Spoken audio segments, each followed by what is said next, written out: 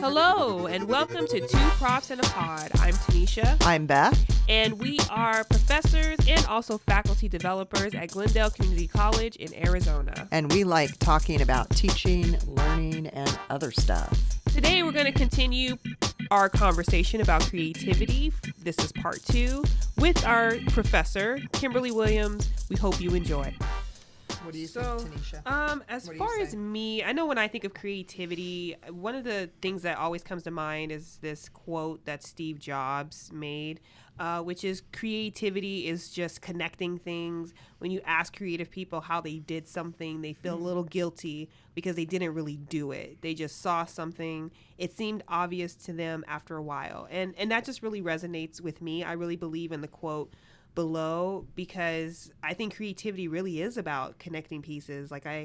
When I read about people who have created things, like whether it's like the Jordans, I forgot what his name is, but he created like Jordans, right? He's like the grandfather of Jordans, or people who create and design cars or sets or architecture. There is this series on Netflix called Abstract, and it talks all about designers in different fields. And it was so interesting because quite a few of them were not just like discipline specific. They made connections to a lot of different things that they were kind of interested in. Yes. Like the architect that was featured on the show, like he somehow was able to make a connection between like his organization and comic books, and kind of teaching a little bit from that perspective. Or people who were like, yeah, I just one day just made the connection between this piece and that piece because of just my experience and background in that, and I just made it happen. And I think that's also kind of how I also operate as well. I've been told that I'm creative and I've accepted it, but there are moments where I don't see it. Like Steve Jobs talks about how creative people, when people ask me, Tanisha, how did you come up with the idea? How did that come together? And sometimes I'm like, I don't know. I just had this thought of this going with that and making it work. Like, for example, one of the things that we do in my class, we do gamification in my small group class. So one of the game ideas that I had was to teach small group communication through Game of Thrones. So I actually had this idea to have what I call Game of Gauchos, which is inspired by Game of Thrones. So I thought, oh, this would be cool. I can create gaucho games, and these students would create houses, and these houses would compete for the crown, and like even created like this whole scenario, like with the king, like the king is dying in King's Landing, and he's trying to find a house that is the most qualified to rule the kingdom. So the king created these games, and we're going to compete. And these students just compete, and it's fun, and it's a way that we also learn about small group. But all I did was just sit, and I was thinking, oh, what would be fun? It's like, games, gaming, Game of Thrones. I like all of that. Right. Boom. Now I have an idea. So it's kind of really interesting just how those pieces just come together. It just happens. Right. Because of, I think, the different connections and the experiences that we have in our lives. So that's what I think about creativity. The exciting thing about what you're talking about is that you can't even, when you have a really creative moment, you can't always account for it.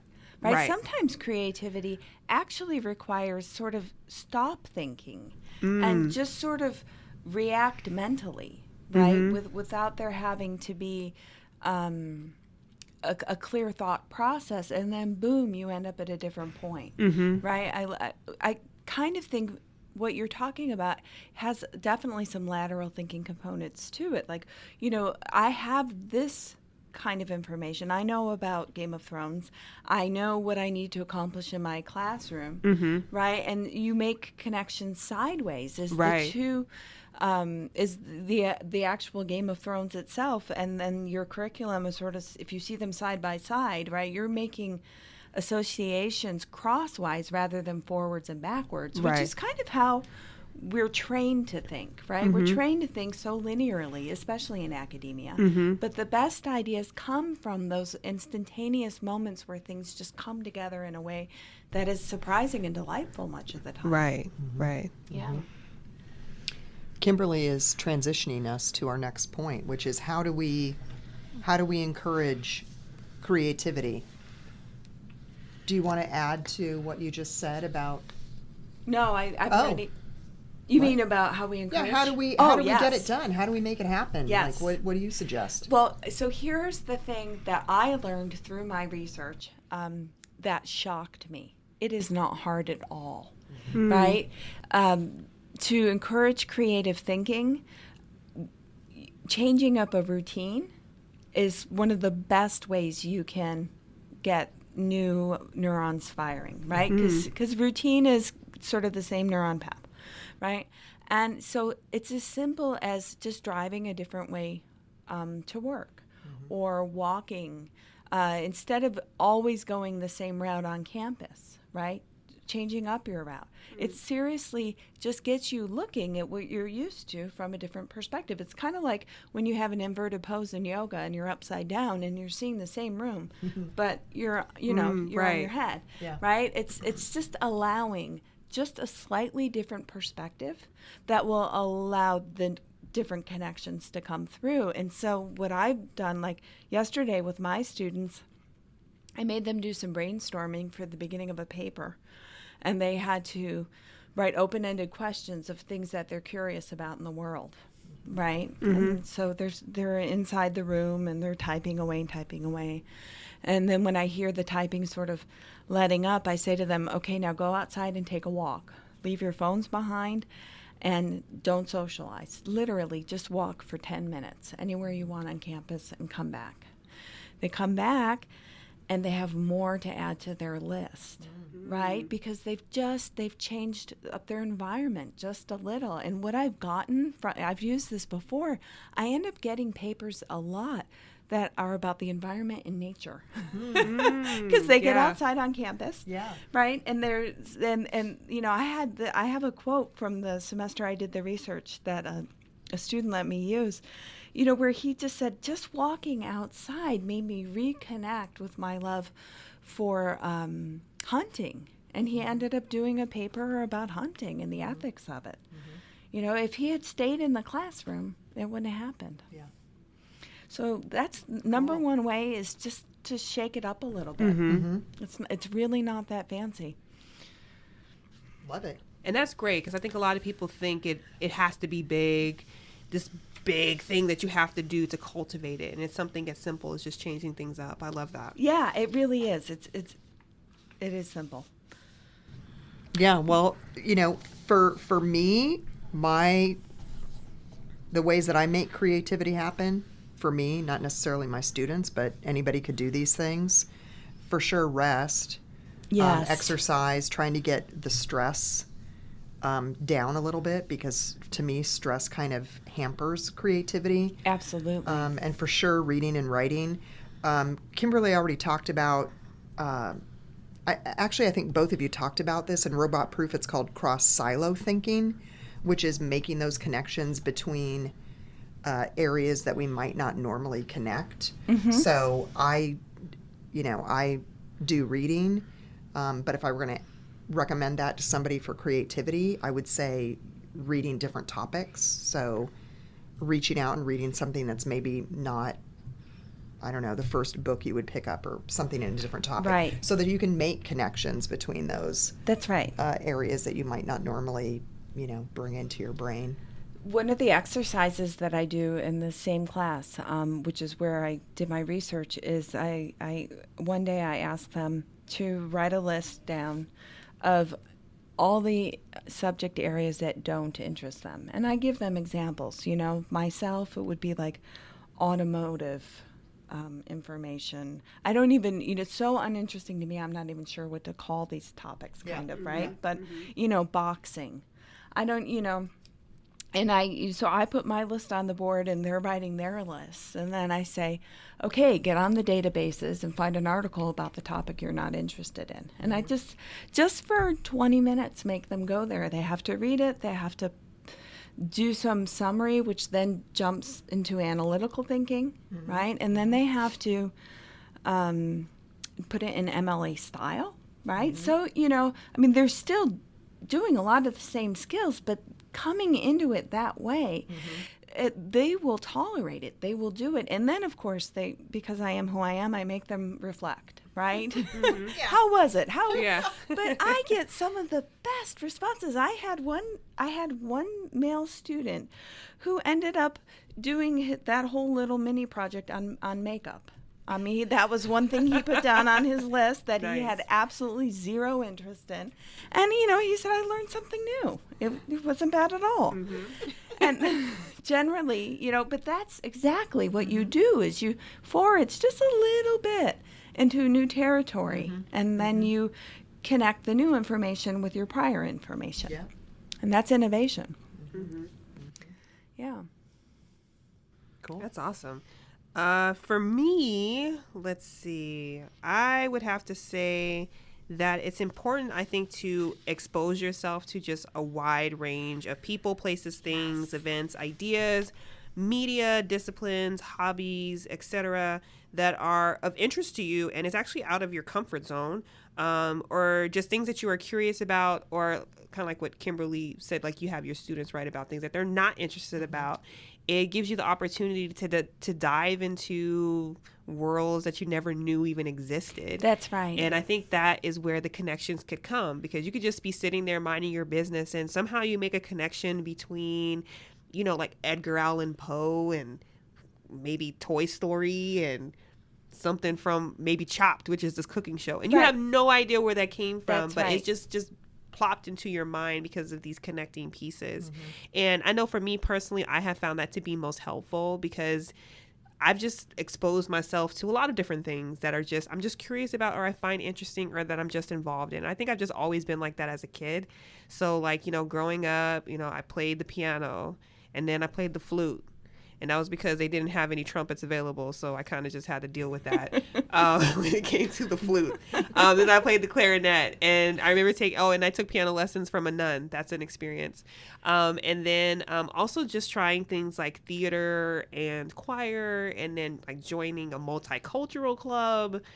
Just all types of stuff, and then kind of getting into like the fitness world by doing like CrossFit type stuff, and then also just watching a wide range of stuff on Netflix. Like my Netflix repertoire is pretty vast. So like my husband and I, like, we'll watch anime, and then we'll watch these TV series, and then we'll watch movies, and just a wide range of things. Reality competition shows where they have to create things. My absolute favorite, like I absolutely love Project Runway. We were just talking about the Great British Baking Show before we even started. Like, just seeing people create things just makes me feel more creative. So I always encourage people, just try something that's different. Yes. Yeah. Absolutely. And when you ask, like, what can we do, right? This is what we can do. We can just encourage our students, but also the people in our lives too, to follow their nose, to follow their instinct, to follow their curiosities, and just try new things. Even trying new food, right? New flavors, new tastes, completely re-stimulates and kind of rewires us, know, for a new experience. That's what new experiences do. Absolutely. And experiences don't have to be expensive or complicated at all. Nope. Let me tell you, because you talk about food. I remember when I tried hummus for the first time. And I was like, game changer. It like changed everything. And then the most recent thing right now that's on my list or menu are like plantain chips on my palate. Like plantain chips. Oh yeah, game changer. Like that just came onto my menu 2 weeks ago, and I'm just feeling great and peppy about that. So hummus, and banana chips. I love that. Anyway, okay, so moving on.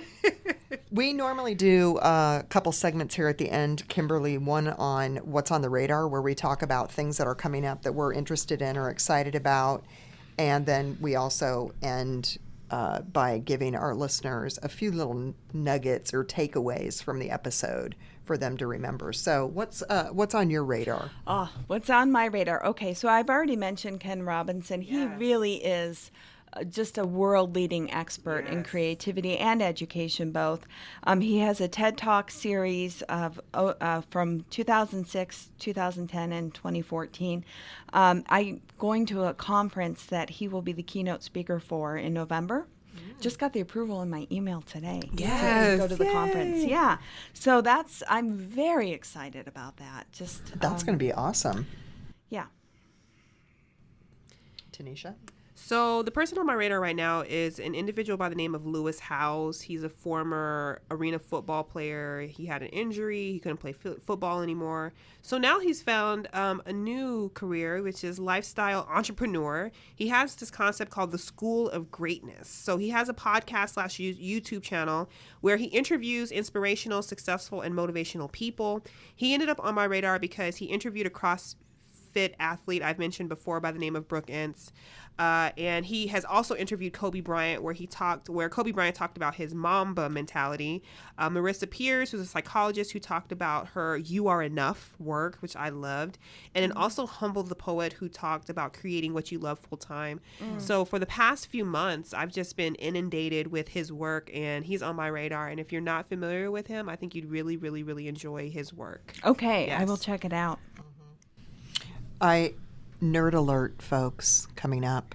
On my radar is a book called Kafka's Last Trial, The Case of a Literary Legacy, which actually has very good reviews on Goodreads and is about shortly before Kafka passed away, he asked that his remaining works be destroyed, and he asked his best friend Max Brod to do that for him, and then his friend couldn't do it. And so it's all the aftermath of what happened to those pieces and how the courts became involved. And I haven't read the book, so I don't know the whole story yet, but apparently it's quite the drama. So I'm very excited to have that up next on my reading list. And this one's more personal. I'm just really looking forward to the holidays, and I just made a date yesterday with friends I've had since high school. So we've been friends for coming up on 40 years, which is really freaking me out right now. Wow. So yeah, we're getting together in November, Thanksgiving weekend, and I'm super excited about that. Yes. It's Yeah. very exciting. Yeah. Okay, our nuggets. Nuggets. So, Kimberly, do you have any nuggets you'd like to share? I do. I have a big nugget. Ooh. I think that we were talking off podcast, Tanisha and I were just a little while ago. We were talking about perfection. I think that perfection is just one of the number one killers of creativity, and our culture is pretty obsessed with it. You know, even if you just listen to how people talk, right? You go and you do a register transaction, and I don't know how many times the cashier has said to me, "Perfect," right? Things are just perfect, but really things aren't. And perfection, well, perfection's a perception, right? We it's only a judgment is really what it is, but it is in fact such an inhibitor of creativity. Creativity requires failure. It really does. The greatest geniuses, Steve Jobs is just the perfect example, right? If you listen to his graduation speech, that is so well known on YouTube, where he talks about the failures he's had in his life and how indispensable they were to his success. It's very clear, right, that creativity requires that something doesn't work and something doesn't work and something doesn't work before it finally does work, so that we can always be reconfiguring and rethinking. Greatest example, Thomas Edison. It took 10,000 attempts for him to get the light bulb right. And so there's this famous story that where somebody said to him, you know, how was it to accept failure 9,999 times? And his response was, "I have not failed. I have just found 9,999 ways that do not work." What a powerful way to reframe this idea of failure and just things that don't work, enabling us to keep going, to persevere until we find the one time that it does work. That's a beautiful nugget. Thanks. I love that That was nugget. a big nugget. I think we could end on that nugget. Is that just me? It was just great. I'm fine with ending on that nugget. Absolutely. Thank you for sharing that nugget. That's a wonderful nugget. Thank you so much. Thank you. All right. Well, I think that's all we have, unless there's anything else anyone would like to share before we end today. No. Thank you, Kimberly. Thank you. thank Thank you you. so much. So I'm Tanisha. I'm Beth. And I'm Kimberly. Thank you so much for joining us today on Two Props and a Pod. Check out our podcast on twopropsandapod.blogspot.com. Leave us a comment, and we hope you will join us on our next episode. Thank you.